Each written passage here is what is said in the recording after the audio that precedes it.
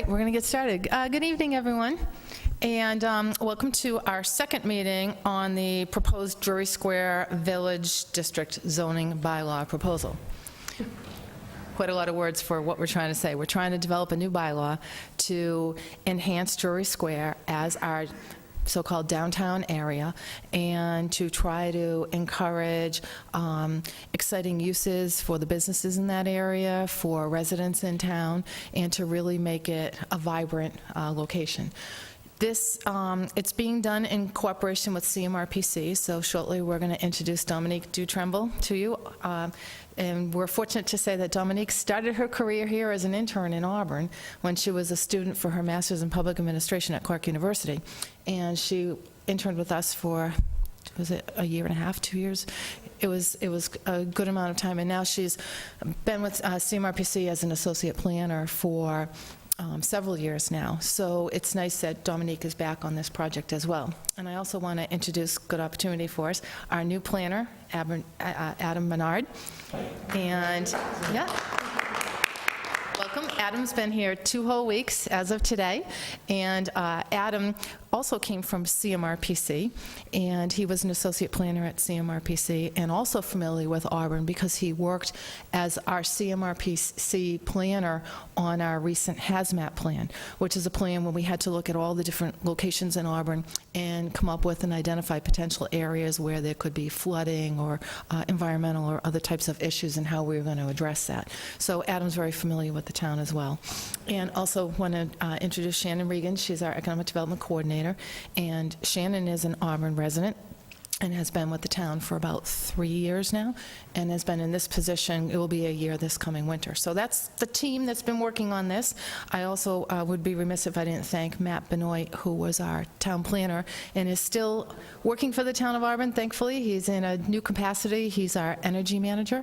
He was the town planner and energy manager, and now he's just focusing on energy management and doing a great job on that. So there's been a lot of people involved in this. So I want to give you a quick overview of why we're having this meeting. This is the second meeting that we've had.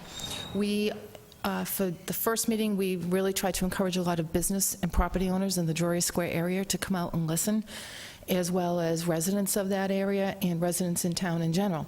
And I see some of you were at that first meeting, and that was back in September. We had some questions that came from the audience. We came back and we have a bit of a revised presentation, but the intent is to develop a bylaw for the Drury Square area that would help encourage development in the long term. It's not going to happen overnight, but it would help encourage the right type of development in the Drury Square area that would be a great benefit for the town. Ultimately, any bylaw, whether it's a new bylaw or an amended bylaw, has to go to town meeting for approval.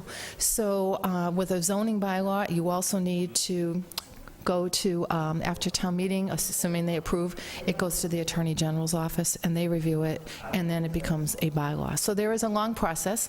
So we wanted to reach out to our town meeting members for this meeting as well, and make sure that we engage all of you as town meeting members in the process early on.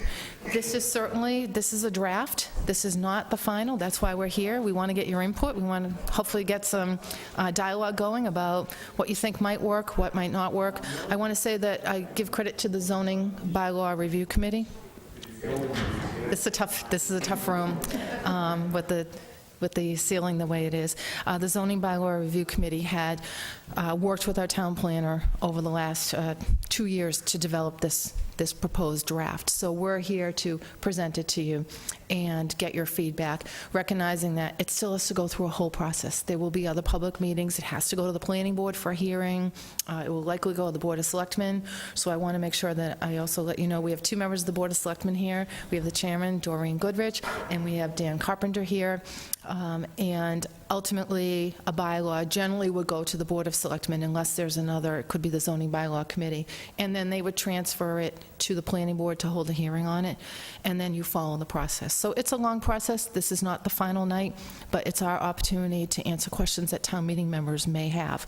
So given all that, In a minute, I'm going to turn it over, and everyone can explain to you what it is we're doing. But I want to try to connect the dots here between having a bylaw like this, as well as some other initiatives that we've done in Drury Square and continuing to implement right now. So a couple of years ago, we received a grant for, it was called a Downtown Initiative Grant from the state. And that enabled us to work with a consultant and CMRPC to develop what we call the Drury Square Vision Plan.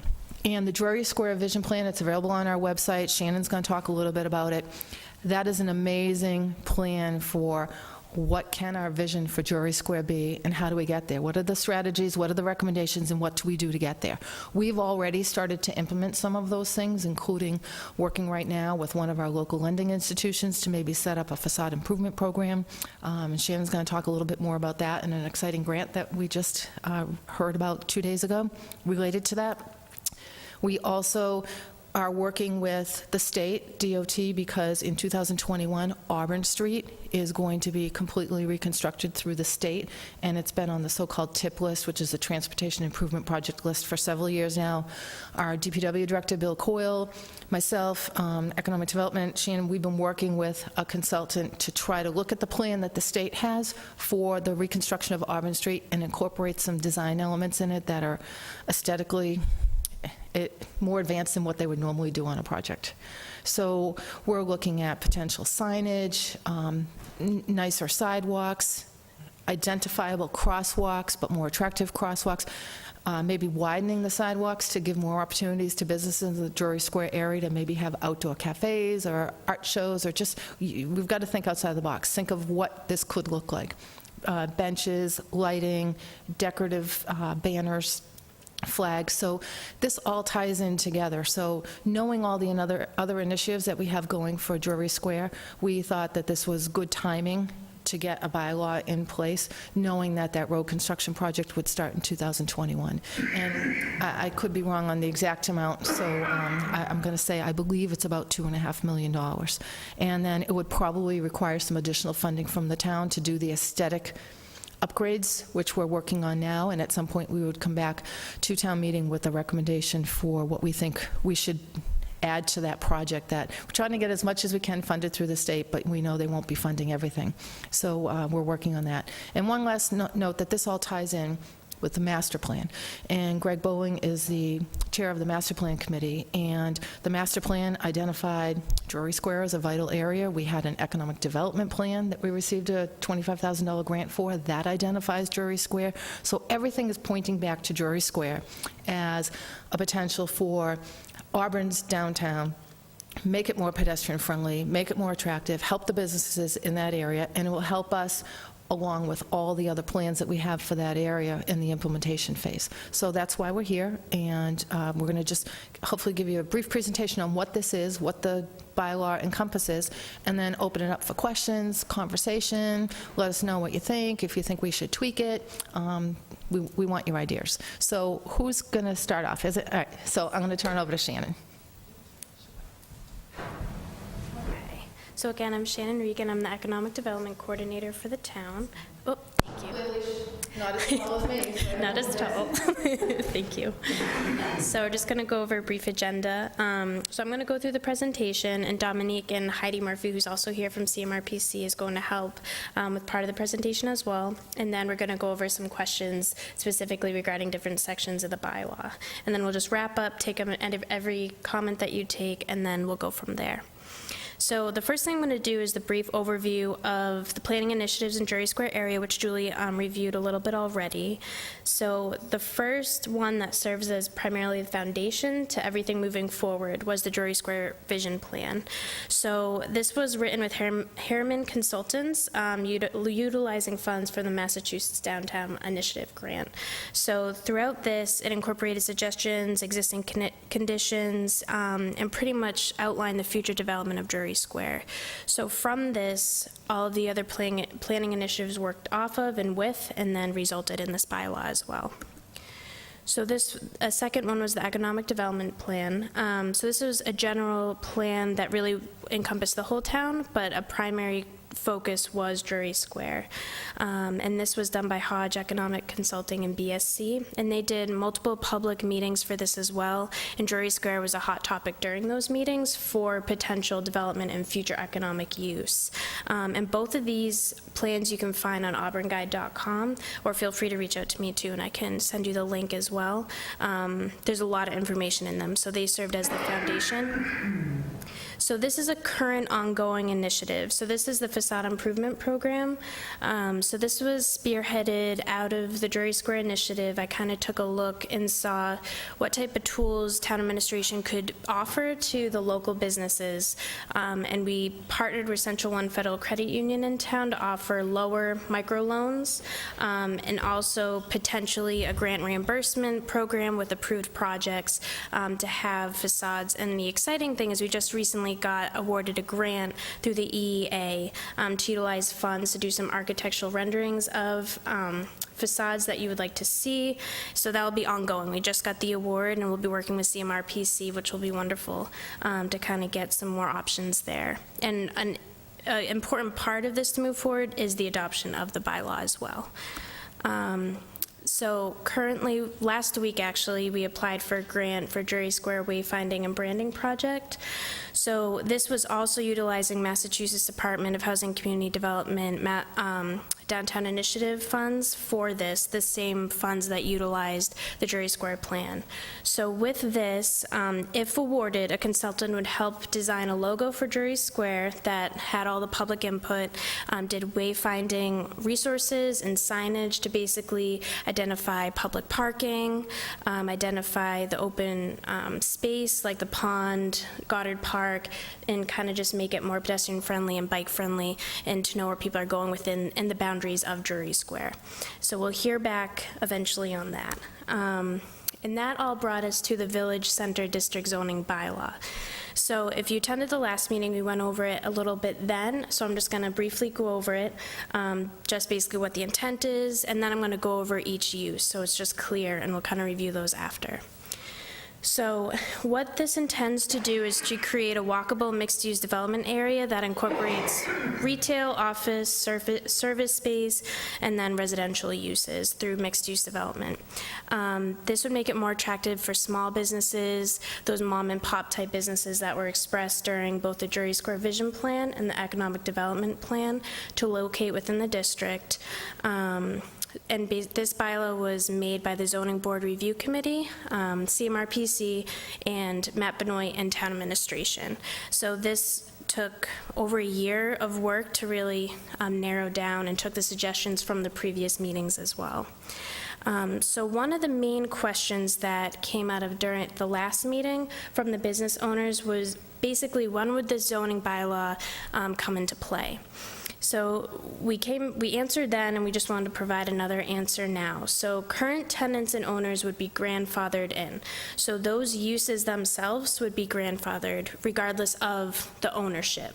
So say there was a fast food establishment, and that was the current use. If they went to sell the business, but a new fast food establishment was moving in, that would be okay. The current use would be grandfathered.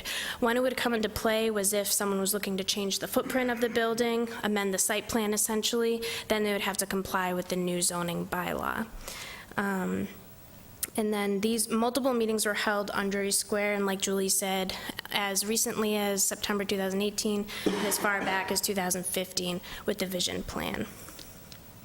So this is a map that was actually out of the vision plan that we utilized for this bylaw as well. So this is the village district boundaries. So this goes all the way from the McDonald's to Golden Pizza right near the mall, Town Fair Tire all the way to the Bed Bath & Beyond property where Shaw's is, and then it encompasses the library, Goddard Park, and all the high school properties and fields as well. And later on we'll kind of go on whether you think this boundary is appropriate or something should be added or something should be taken away. So this is basically the changes to the district if the zoning was adopted. So essentially it will work to move future buildings closer to the road and parking in the back or on the side, where a lot of the buildings now have parking predominantly in the front, to make it more walkable, pedestrian friendly, and have areas for kind of community space. You want to move those buildings up front, actually similar to like the town pizza building. That's kind of mirrors we're parking in the back and the building close. Minimizes noise and lighting disturbances to the abutting residential areas, provides buffers as well to the abutting residential areas. Adequate parking, but it also utilizes shared parking. For instance, like the Bed Bath & Beyond property, that has tons of parking, so it would essentially be able to utilize some parking there if you were going to walk to Golden Pizza or walk to any of the other businesses in the area. So during site plan review, that would be taken into account and with this bylaw. It promotes a walkable, more pedestrian-friendly neighborhood. Clear example of allowed and prohibited uses, so it makes it clear for the businesses looking to come in the area whether they would need a special permit, prohibited use, or allowed. And it also promotes preservation of the current historic areas at the area now, which like Goddard Park with the rocket and all of that. So I'm going to turn it over really quick to Dominique and Heidi, and they're kind of go over, we did some schematic drawings of what potentially the area could look like if the bylaw was currently in place. So she's going to go over that, and then I'll be back. Thanks, everybody, so much for having Heidi and I here tonight. Again, I'm from the Central Massachusetts Regional Planning Commission. We are the designated planning agency for the city of Worcester and the 39 surrounding communities. We've worked closely with Auburn for many, many years, and it's exciting to be involved in this project. I should first commend the town on this really impressive continual effort just to not only plan and let plans sit on shelves, but to continue making forward progress. It's really exciting to see it and to be a part of it. So thank you again. I know that there are a lot of familiar faces here tonight, so maybe for the folks at home, I wanted to start by discussing a little bit the concept of a village center and why a lot of towns, including Auburn, are advocating, considering and assessing the need for this. So the idea of a village center, as you may know, is it's walkable, it's pedestrian friendly, it's bike friendly, and typically it includes a mix of compatible uses, from being able to go to a cafe, to being able to walk to your optometrist's office, and maybe get some other services, and then even potentially pop upstairs to an apartment that's located above a shop. The idea is almost hearkening back to the time before automobiles. So we had a lot of, in the 1950s and earlier, due to the proliferation of the automobile sort of centric development, we started to see things that weren't pedestrian friendly. We started to see really shopping and living geared towards automobiles. And as we've moved through the centuries, the decades, we've started to see that is not necessarily always a favorable development style. So additionally, the village center zoning, it aims to address some of the changes through Euclidean zoning. So initially, around the same time, people had started really isolating and separating uses. Maybe you wouldn't have wanted a factory in your residential subdivision, but we're starting to see that maybe some of those deep separations weren't necessarily ideal. So bringing back compatible uses into the same district, such as cafes and restaurants with living and office space, which is proving to be highly desirable for a whole diverse group of residents, from millennials and Gen Xers who want to live, work, shop, play in the same areas, even to baby boomers and retirees who want to age in place. So now specifically, we took a stab at rendering some images based on the town of Auburn to show what the potential impact could be long-term of development if you implemented this bylaw.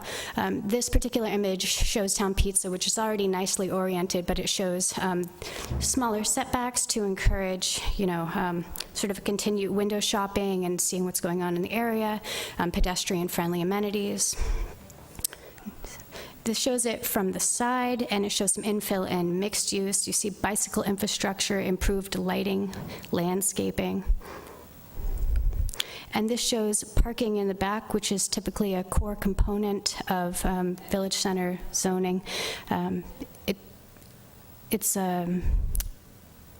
and improve circulation to allow for a nice flow of that parking, as well as landscaping and buffers, so you don't have a sea of asphalt.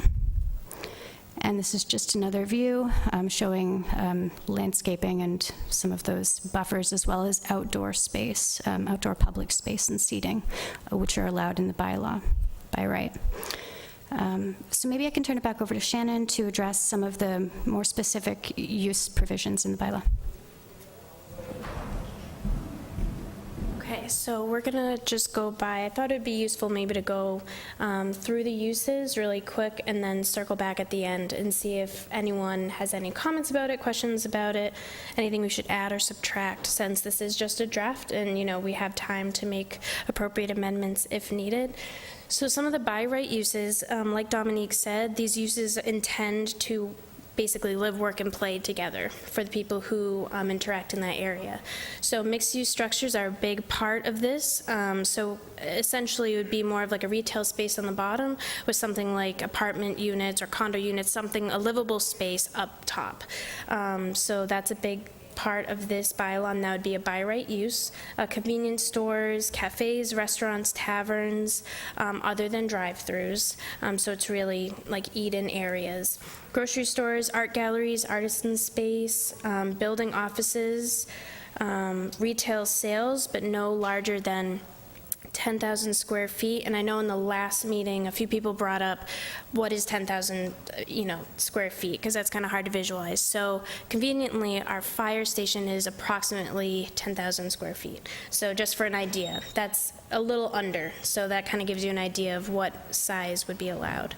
And then personal services such as a barber shop, beauty shop, stuff like that. These are by rights continued, so outdoor seating, like in some of those pictures where the picnic tables, the patio areas, that would be a by right use. Artists live and workspace, you're seeing that a lot in other towns as well, where artists rent out an area, whether just to work at that area or to live and work, so that would also be an encouraged and by right use. Financial services that don't require drive-up windows, playgrounds, assembly halls, smaller ones obviously, because it would have to fit into the right dimensions.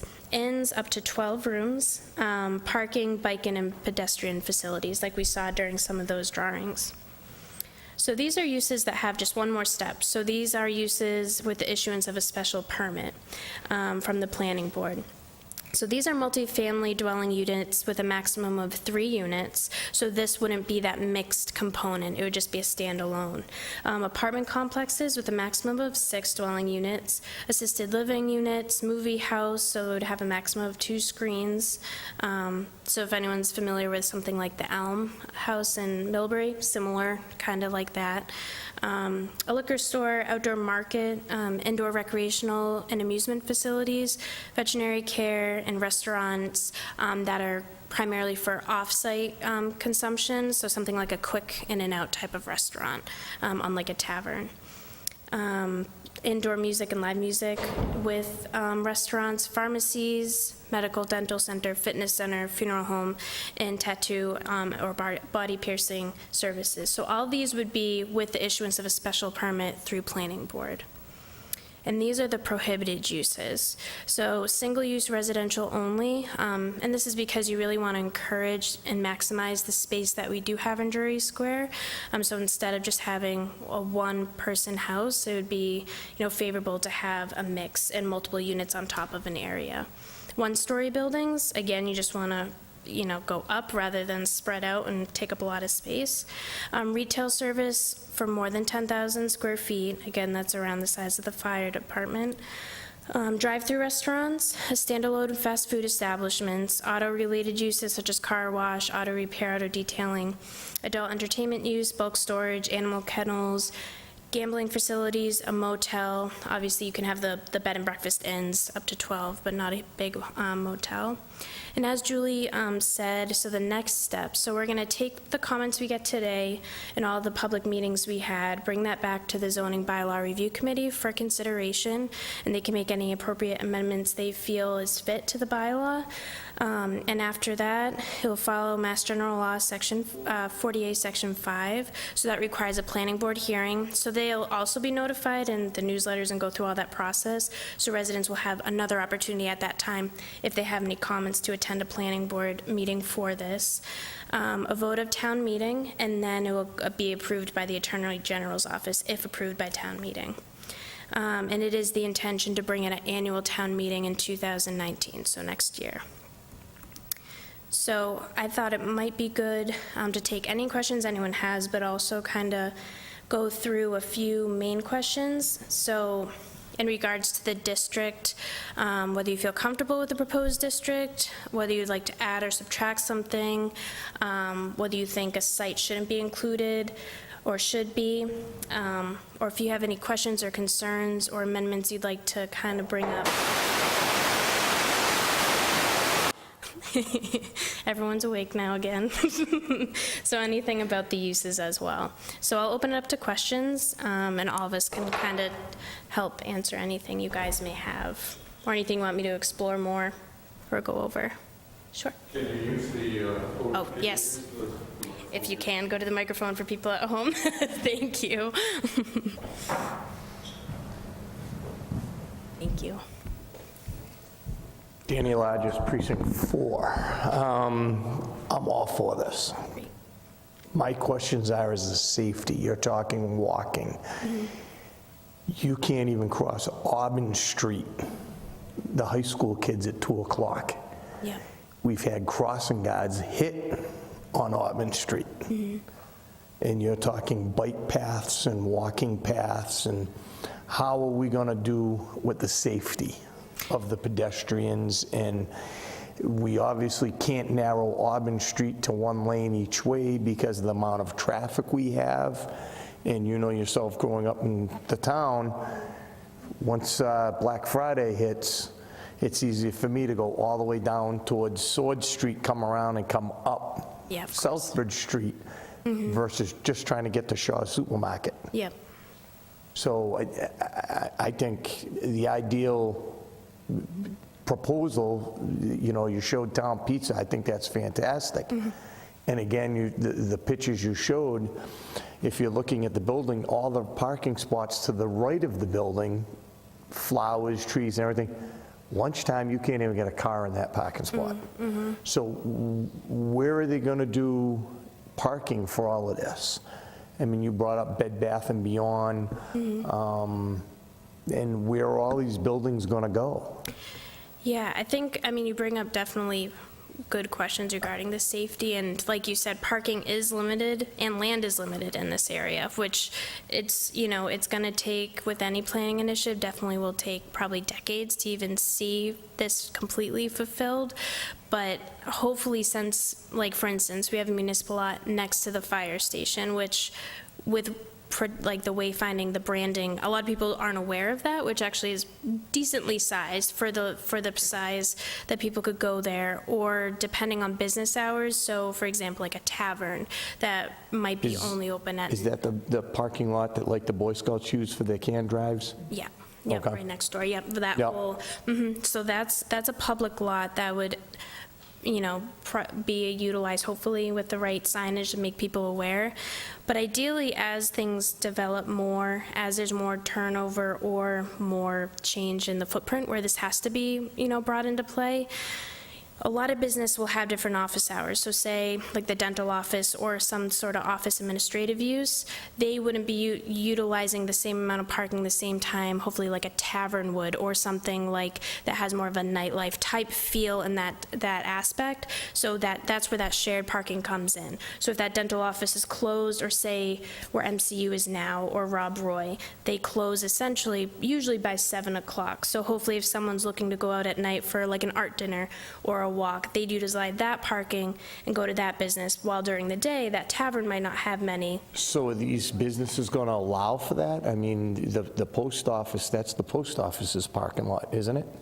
Part of it, yep, depending, so a little portion of it, I believe, is the MCU and all of that property, but part of this bylaw kind of goes into play of the shared parking part of the bylaw, which would come into play, and when, any site is, or site plan is reviewed, they would utilize saying, our hours differ than the hours of this business across the street, we could borrow the parking. Hopefully that would how it would be work. Obviously, it would take time to come into place and kind of work its way out. And then the space-wise, it really would come into play when there's that turnover with the businesses. And as you do, like with the Auburn Street redo and all of that, as you make it more aesthetically pleasing and easier to really navigate, hopefully at that time it attracts, more businesses according to the by right uses and makes that shared parking utilized. It kind of takes a while to get that harmony start. Keep bringing up shared parking, but if I'm not mistaken, and you can correct me if I'm wrong, there was an issue with Yongxing using the Auburn High School parking lot in the past, and I believe now they use the Winchester Insurance parking lot. So we're going from, no, you can't do it, to now we want to do this? Is that what what we're coming across? Yeah, so with this new village district, that is essentially what it's encouraging, is essentially utilizing a shared parking. So since the current zoning is, I believe, I always get... Yes, local business. I forget the first local. Local business, obviously they fall under different zoning than this. This would essentially try to rectify that, because before they never really had anything to outline how to share the parking, how that would work out. So you run into issues like you mentioned, where there's no guidelines for that. This would allow and kind of give some teeth to that to kind of harmonize and work out. That would be my understanding, at least, of it with the new bylaw, how it would kind of take place, because before right now there's nothing in place to encourage that or allow that even. And I'm all for it. I think it's a great idea. My biggest thing is the safety. Yeah, and I understand that, and we've mentioned how it's hard to cross, and Auburn Street is busy, and I think a big part of that 2021 plan, the transportation program, is addressing those concerns, and I don't know if you want to say anything with that. Thank you. Thank you. Yes, when we get to the point, Bill Coyle, our DPW director, and the state are already looking at the design aspects of the 2021 Auburn Street reconstruction, and at that time, they do look at traffic counts. They will look at whether a road can be narrowed, what kind of impacts it has on pedestrians. Obviously, safety is the number one issue with any state project and state road. So Route 12 is a very difficult road. I know it had come up in some of the planning sessions, I think for the Drury Square plan as well as the economic development plan.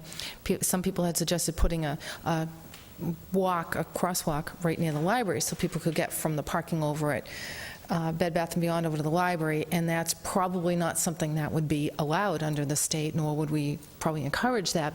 While it would be convenient, it's not safe. So the redesign and reconstruction of Auburn Street will take into effect what is the impact on pedestrians, what is the impact on other drivers, and hopefully trying to slow them down, because we all know with a 4-lane road in there and multiple, large intersection, people are going through that road pretty quickly. What about a raised walkway? A raised walkway, overhead? We talked about that at the Drury Square planning meeting. That came up. I don't know if it ended up in the final recommendations under the strategies, but there was a lot of discussion about putting a raised walkway from the public-owned land over to the public-owned land. And that certainly seems something that a lot of people were in favor of. A lot of communities do that. It was raised. I don't see any other way to get people safely in that area across Route 12. It's still a state road. So that is an option. I'll check it, Charlie, and see if it's in the Drury Square plan. It definitely came up as a proposed strategy. I don't know if it's outlined in the final, but it was discussed. I know other considerations to go under as well, which you see, because there is a waterway that goes under there as well. So. You know Keene, New Hampshire, Julie, or two, or Route 12 in Keene, New Hampshire. Yep, and I know a lot of urban college campuses use them. When they develop their campuses and they're on two sides of a major road, they've got students coming back and forth, and they've got the overheads. I think even locally, WPI has an overhead. So it is definitely something that would be worth looking at. The plan for 2021 is just Auburn Street. That's what's been on the tip list. That's what the state funding is allocated for. So right now, they're not coming down Route 12. But as far as our enhancements and what the town could propose to do, that can absolutely be one of them. Yes? If you can talk loud enough, we are taping this. It's going to be played, just so you know, because we want residents and others who weren't able to come tonight to be able to hear it after, so we just want to make sure they can hear the questions as well as our responses.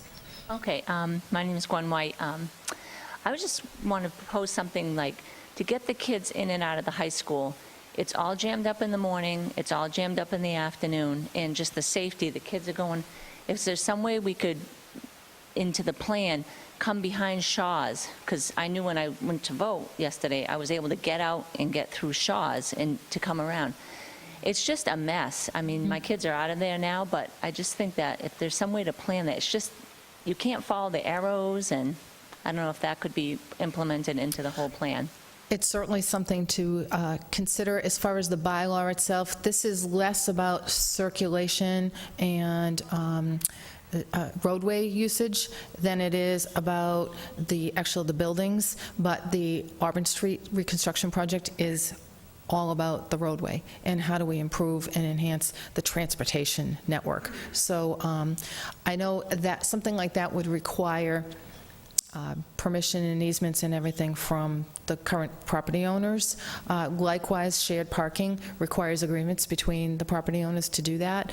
We do have other places in town where the businesses have looked at shared parking, and until our bylaws change, it's not allowed, and it's become prohibitive. Julie, when will we get to see the Almond Street revised project?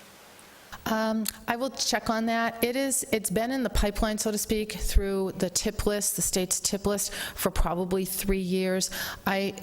The design is very in the preliminary stages. The state does go through an entire public process when they do these projects, where they have a public meeting, they present the design. We also, I mentioned, have been working with our own consultant on the project to try to enhance it and come up with some ideas that we think would make Drury Square safer, more aesthetically pleasing, more pedestrian friendly.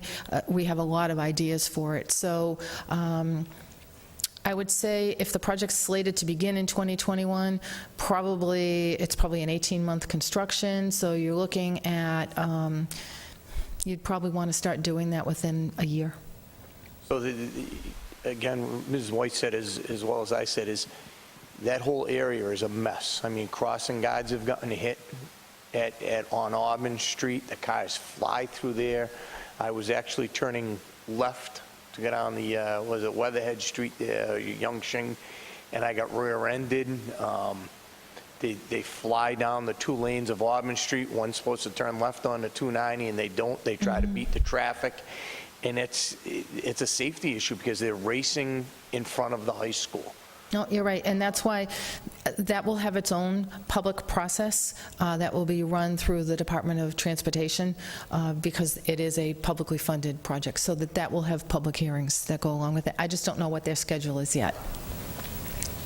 Would it be useful to mention too that master plan is also going to be working with CMRPC on the traffic circulation part of the, that the master plan committee is going to be working on the circulation part of the master plan and have a grant now, or have some funding, I guess, from town meeting to Yes.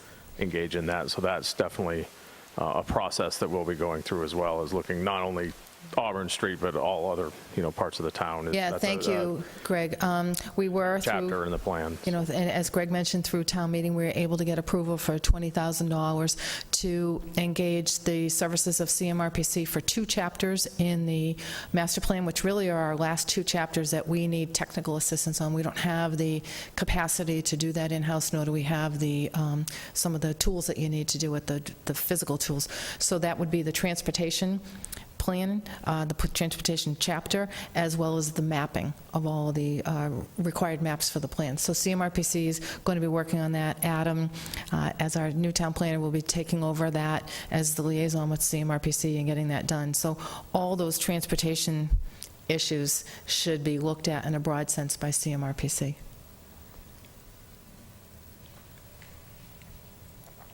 Any other thoughts? What do you think of the boundaries, the area. We had done those boundaries pretty much based on the Drury Square vision plan. I think we extended it a little. When we first did this, we noticed that the Bed Bath & Beyond parcel was not initially in it, and we felt that that's one of the most critical parcels in Drury Square as far as potential for redevelopment. You know, if you look at that parcel, all the parking, a sea of parking is in the front. The buildings are in the way back. It's not, it doesn't give you a feeling of safety when you're walking there. You're crossing driveways. If buildings were more in the front and parking was in the back, it would also be a great place for mixed use. That came up in our Drury Square plan. You know, a combination of some type of apartments or condominiums, or, as you mentioned, younger people want to live and walk to things that are amenities, as do retirees. They want to be in an area where they don't always need to have their car. So we then included the boundaries. I'm sorry, it's not up there. We then brought in the boundaries to make sure that parcel was in there. What about going down further, Julie? Was the Worcester line?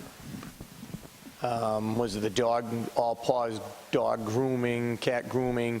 That's all wide open, and you know that's some good area that I can foresee something like this happening. I think, and I'm going to turn to Shannon, but I believe the bylaw committee that recommended this looked at expanding it down that direction, but thought it would be better off to start small than large and see how this worked in a smaller area, because when you get over to that area, you're getting some zoning, I believe, that was a little different from this area. But I'm going to turn to Shannon. Yeah, I think they did take a look at extending it down. I think the intent of a village district is really to kind of keep it smaller rather than too spread out, at least, just because you are putting specialized zoning of that work, play, walk type use. So you run the risk of going down too far, and then kind of that visual impact and that zoning impact that you would see is not as great. But with the facade improvement program, something like that, since that's a separate thing, we did look at extending it down, farther down there, because there is some land available, there is some more businesses down there, and that's what we're open to. So the visual impact will be more farther down for the facades and stuff, but as far as the village, you really want to have people be able to walk and live in a specialized zone, so you want to keep that relatively tiny. You don't want to spread it out too far, so it doesn't really have the same impact as you would in others. So what properties are we talking about? I mean, are we taking buildings by eminent domain, or? So all of what's there now, so it goes from McDonald's, like right off the ramp. So McDonald's all the way down to where Golden Pizza is. Yes, yep, the Yongsheng and the McDonald's. Yep, all the way down. And then Town Fair Tire, that area, all the way to the Bed Bath & Beyond property. So that way, it encompasses everything in between of like Auburn Street, the high school, the fields, Goddard Park. So like we said, all the current uses and everyone there is grandfathered in. So for instance, say if Yongsheng went to go sell their business or sell their building, if another restaurant wanted to move in, they'd be allowed, you know, regardless of whether it was over 10,000 or something like that. So every use that's there now is grandfathered. The only thing that would trigger a change is if someone made an actual change to their footprint. So they added a front or a back or something like that. That's when they would have to comply with it if it's a non-conforming building or use. So where are we talking new buildings? So that would be more if people were willing to sell, if they wanted to sell their building and there was an investor that wanted to come in and rebuild or add a second story or expand, or change the use. So say there's a building in there now that's currently, a fast food establishment. So they wanted to turn that into a tavern or something like that, where that's their primary. They could do that. That's where you'd start to see the change. Or if someone did want to put a second story or tear down, rebuild, that's another option for them, and they would comply with this new zoning. Obviously, since there's minimum land for new buildings, that would be less of an option. It would be more as things evolve, as there's more turnover or changes, that's when it would take place. But no one would currently be forced to change. Their uses are grandfathered, so they're safe there. Sure. Hi, Joe Martin from Old Colony Road. First of all, thank you. You all did a great job. But would you mind bringing that map up of the boundaries? Sure. There you go. Because I kind of agree with Mr. Largess, is that where like the Auburn florists are, if you're doing this side of the road all the way to Town Fair Tire, like, why aren't you doing the same distance on the other side? So that goes down to Gervais Plumbing, I believe. So the florist is incorporated in that. Yep, it's kind of hard to see on this, but you know where the florist is and then those little office buildings? So does it go all the way to the railroad track bridge? Pretty much. It kind of goes to, like, you have the florist and then you have that office building that has multiple offices in there. Yeah. That's incorporated. And there's another building after that? Yes, that's, I believe, the plumbing, Gervais Yes. Plumbing. Yep. So it goes all the way to that bridge? Yep, that's where it ends, Excellent, right there. thank you. Yep. Yeah, and we can take a look. We can bring it back to just have them review the district boundaries just to see, and I'll say, you know, people mentioned more, you know, that area of it, since there is like the all pause, stuff like that, whether that should be incorporated or not, since that's not too far down more. So we can definitely bring that back just to see their thoughts and what they say. One thing I would suggest in terms of the boundaries is to have probably the bylaw review committee consider the other side of Swanton Road. Probably not the gas station, but the sort of little strip building there that with Coco's is in and stuff. It's a difficult property today because of the grading and stuff, but encouraged use under this, maybe, you know, and a redevelopment in the Shaw's area, which of course is, you know, is what we're trying to encourage with this. It might make sense to, you know, sort of allow some of that on at least some of that property over there as well. Yeah. Yeah, we could definitely look, like Julie said, expansion within the commercial, because that's a good, you know, that is a good property to mention, and there are some small, actually, all of it is small businesses pretty much there, so they might, you know, utilize that well. You could probably even go one block further towards Webster, was it Webster 5 Yep. Oh, with Bank? Because you have all of the buildings behind it. You got the Auburn Motel, you have the oral surgeon, you have the new therapy building. Yep, and the veterinary clinic. that whole area. That's Yeah, we could definitely ask, since And that's pretty much right. that could actually go through, so if that little plaza, like you just mentioned, was Coco's Tropical Ice, that could actually, you know, end up being a through street through there. Yeah, because it is all connected. Yeah, we could definitely bring that up, because it is kind of a cluster within that, to see if that should be encompassed. And it's relatively walkable, even now. You know, you can visit multiple businesses and areas within there, so I can definitely, so the Coco's building and where like the motel is in that whole area. We can bring that back. Does anyone else have any suggestions or comments regarding uses or boundaries or anything? So far, we'll go back to zoning bylaw review, ask them to relook at the boundaries just to see if those few could be involved, see what the impact may be, you know, regarding the village bylaw with that. No more? Okay. Well, if anyone has anything moving forward, my contacts online, I'm always available as well. You can always call inspectional services as well. I can take comments on the invites as well. Dominique's contact is on there. So Julie, any comments, Adam, any comments you guys have, we're probably going to move forward do the planning board process and kind of start moving forward regarding, just to make sure it gets on for the town meeting next year, but we definitely have time to take back comments, make reviews, so we're going to bring this back to the zoning bylaw review relatively soon. So if you have any comments at any time, feel free to reach out to us. Anything you want to be looked at, we can bring it back to the committee, and then we'll have the final draft based on the comments and what their amendments are. So even if you don't think of anything tonight, and the copies are online as well, and this, the previous presentation's online, this one will be online, and then the draft bylaw is online as well. So if you know, take a closer look at either one of those, have any questions, concerns, feel free to reach out to one of us. We'd be happy to get back to you. All right. Okay, well, thank you. Thank you very much for coming.